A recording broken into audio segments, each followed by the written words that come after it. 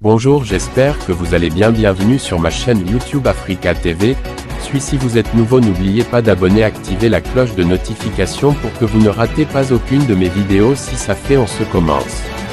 Évoque que la capitale Bamako et de nombreuses régions du pays sont peu à peu asphyxiées par un blocus djihadiste. Une note aux voyageurs du ministère des Affaires étrangères évoque que la capitale Bamako et de nombreuses régions du pays sont peu à peu asphyxiées par un blocus djihadiste. Passé la publicité, les ressortissants français ont été invités à quitter temporairement le Mali, dès que possible, par Paris, alors que la capitale Bamako et de nombreuses régions du pays sont peu à peu asphyxiées par un blocus djihadiste, selon une note aux voyageurs postée vendredi par le ministère français des Affaires étrangères.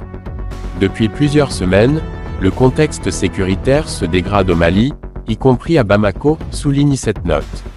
Il est recommandé aux ressortissants français de prévoir un départ temporaire du Mali dès que possible par les vols commerciaux encore disponibles, ajoute-t-elle, précisant que les déplacements par voie terrestre restent déconseillés, car les routes nationales sont actuellement la cible d'attaques de groupes terroristes.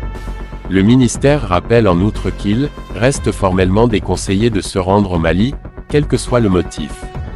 Interrogé par l'AFP, il n'était pas immédiatement en mesure de dire si la consigne s'adresse également au personnel de l'ambassade consulaire, avait-il indiqué. Leur sécurité est prioritaire, avait-il insisté.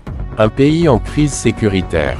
Depuis 2012, le Mali fait face à une profonde crise sécuritaire, nourrie notamment par les violences des djihadistes du groupe de soutien à l'islam et aux musulmans, JNIM, affiliés à Al-Qaïda, et de l'organisation État islamique, EI, ainsi que de groupes criminels communautaires.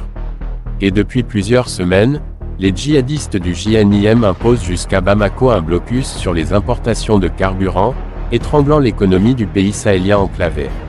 La semaine dernière, les États-Unis et le Royaume-Uni avaient annoncé l'évacuation de leur personnel, non essentiel, et de leurs familles face à la dégradation de la situation. La rédaction vous conseille. Au Mali, les islamistes décrètent le djihad économique.